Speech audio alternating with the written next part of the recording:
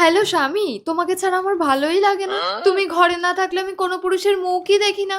এই শোনো, তুমি আমাকে নিয়ে কোনো চিন্তা করবে না, তুমি কাজে যাও, আমি রাখছি। হ্যাঁ, love you Lali. Love you হৃদয়। এই ধর না, তুমি গেঞ্জি প্যান্ট খুলে রেডি হয়ে থাকো, আমি একটু ওয়াশরুম থেকে আসি। ও বৌদি, এই হৃদয় আজ রাতে ডিউটি হবে না, আমি বাড়ি চলে যাচ্ছি। সত্যি আজ কোম্পানি বন্ধ? তাহলে চল আমিও কি হলো সেটি দেখার আগে এক পাশে যদি টাকার বস্তা আর অন্য পাশে যদি তোমার দুঃখিনী মাকে রাখা হয় তাহলে তুমি কোনটি বেছে নিবে? তুমি যদি আমার মতো মাকে বেছে নাও তাহলে ভিডিওটিতে একটি লাইক করে চ্যানেলটি সাবস্ক্রাইব করে দাও, আর তুমি যদি টাকাকে বেছে নাও তাহলে কিছুই করার দরকার নেই। বাড়ি চলে যাবো। লালি ছেলে পড়ছে, দাদা এসে গেছে ঘরে।